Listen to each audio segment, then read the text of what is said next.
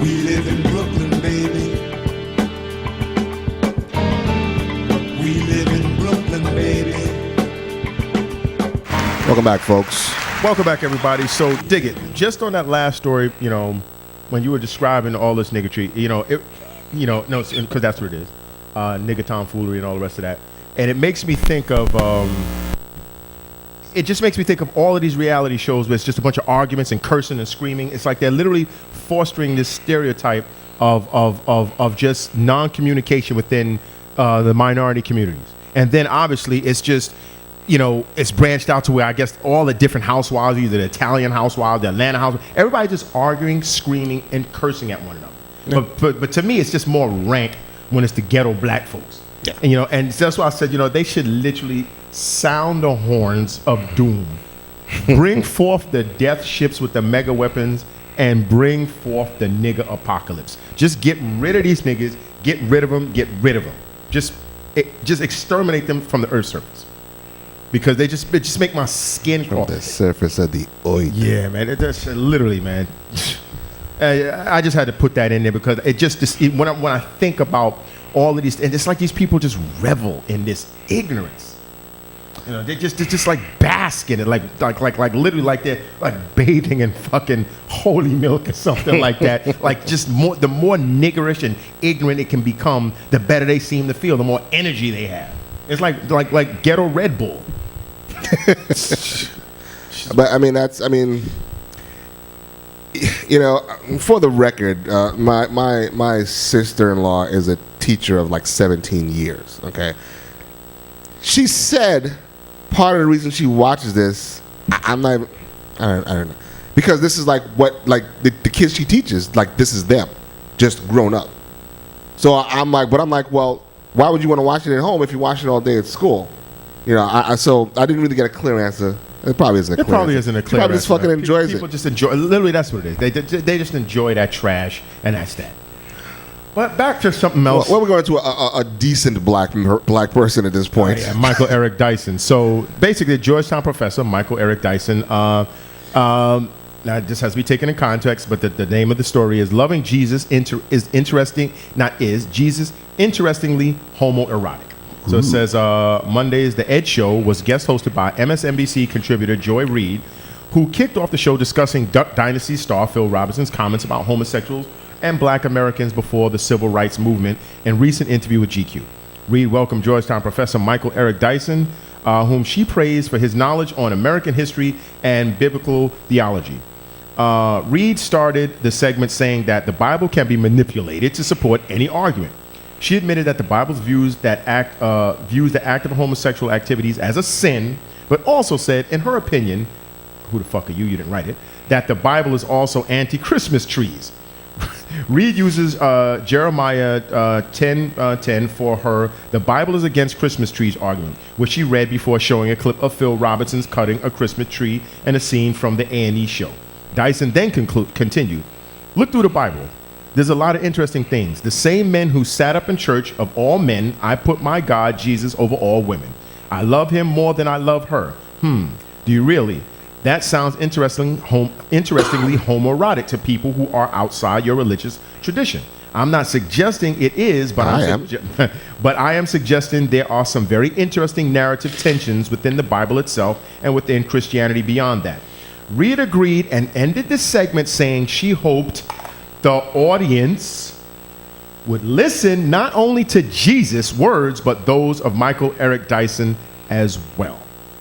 And the reason I put that on because people contextually just rip things all apart and just, you know, you can't say anything in this fucking country without having the whole thing presented for you, or else they'll pull everything and take everything out of context and have him, Michael Eric Dyson said Jesus sucks dick or something terrible like that. You know, it'll literally be just totally corrupted by the time it hits people. So. Well, he was hanging around 12 dudes. That's true. He was. Yeah, loosely dressed dudes too.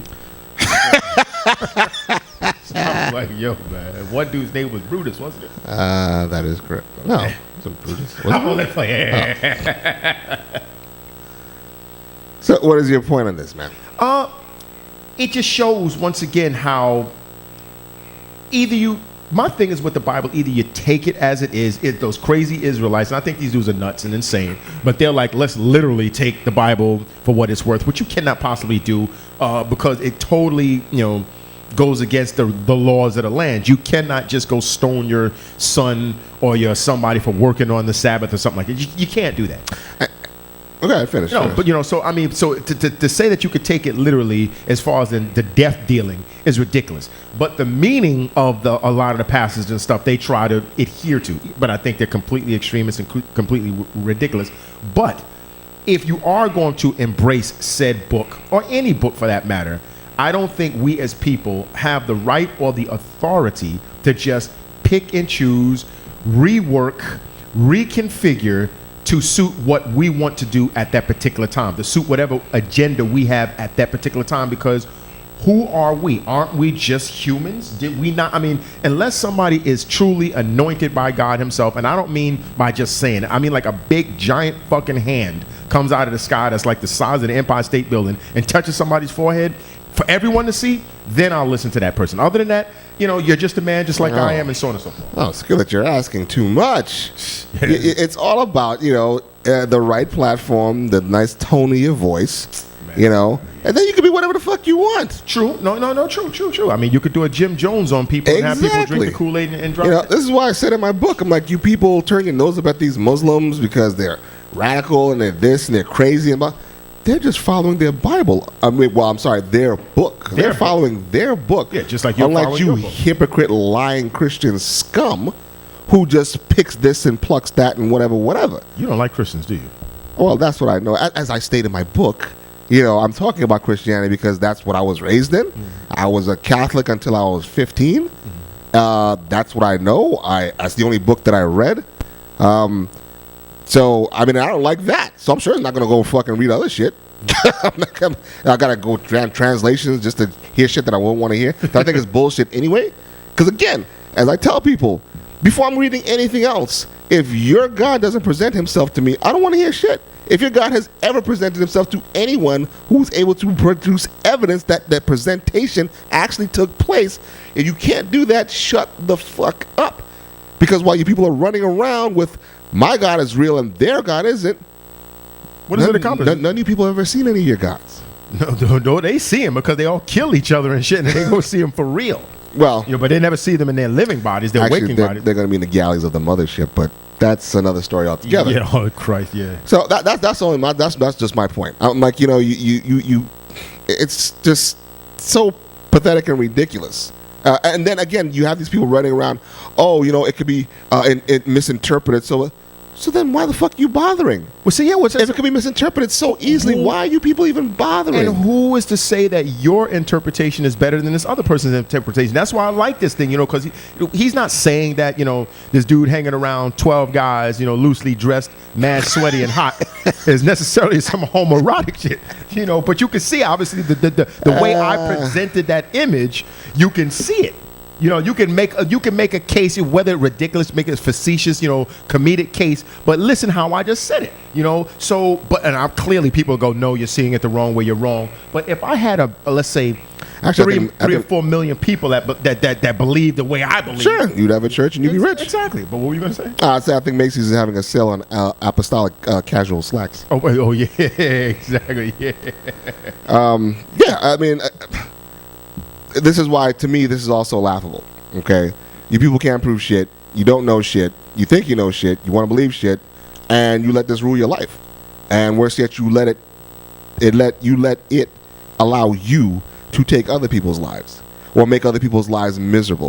Or excommunicate your fucking children. Or fucking, bomb people in some type of clinic who's looking for help. You're scum.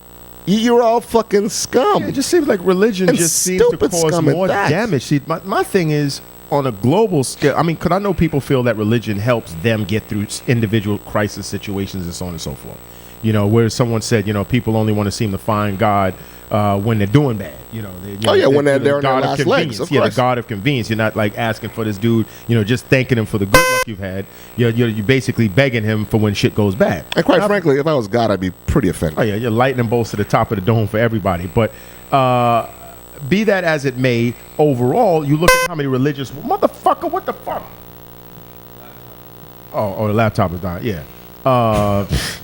Yeah, I was gonna say how many wars have been fought because of religion, how much ethnic cleansing in villages and different things like that that's going on because of people's religious beliefs throughout history. So religion, for whatever good you feel that it does, it has done a lot of bad to a lot of people. But some would say it's not the religion, it's the people. It's the people. I understand which. Yeah, except for the fact that it was people who made the religion. That's I was going to go right back to that point. It's just people's interpretation. Like you said, they let those interpretations govern their actions. So whereas what Dyson said sounds ridiculous, I could see honestly people going, you know what?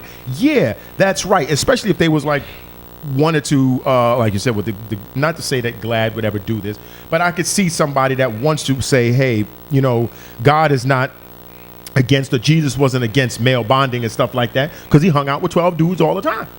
You know, so he was gay. You know, so they could probably say, maybe, you know, he was gay. You know, I'm not saying these are not my words, but I could see how somebody could work and interpret these things. And this whole so Skillet Sauce is not saying that he thinks that Jesus is a gay lord. No, that's not what I'm saying. You know, because not even a lord of the gays. Not even a lord of the gays. Because first of all, you know, the whole thing about Jesus' existence, you know, that's once again, that's another. Hopefully, we'll finally get to do that religious show. Oh, we will. You know, was Jesus a man? Did he have superpowers? You know, what did he look like? Blah blah blah blah blah. I just don't think, you know, like I said before, I just don't think God himself, if there is such a creature, was some old white dude with the mad sandals on and a throne. I don't believe that. No Birkenstocks. No Birkenstocks on a mad throne. I don't believe that shit. That I don't believe. You know, but be that as it may, I mean, this just to me just shows the hypocrisy within this country, and this country as a microcosm for the world. It's like literally, like I said, a hypocritical artichoke. It's like just layers of layers of layers of just nonsense, never-ending nonsense. Sounds like a T-shirt. Like hypocritical artichoke. Hypocritical artichoke. Very nice, Glenn. Very nice. Well, folks, that pretty much is our show. Once again, happy holidays. Yeah. All of that shit, you know. Wait. Hold on. We have season's greetings from 8.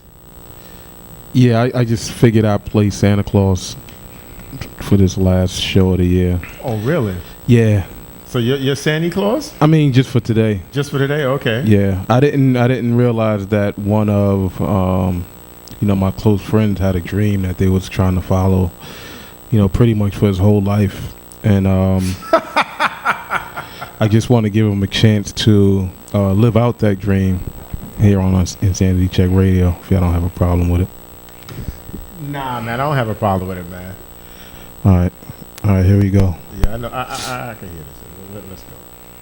I'm just waiting for this. Don't stop, pop Come that on. pussy, let me see you do the Get the dancing drum. I knew that. I felt the setup coming. That's for you, man. As Skillet dances us out, ladies and gentlemen. Thanks again for coming to the show. I am Cam. That is the dancing Skillet machine. That is 8. We appreciate you guys being here for this year. We'll be back on January 7th. We will not be here New Year's Eve. So Happy New Year to you people. And Happy New Year. And yeah, stay away from people like this on New Year, folks. We'll be back in 2 weeks. Thanks for showing up. Yeah.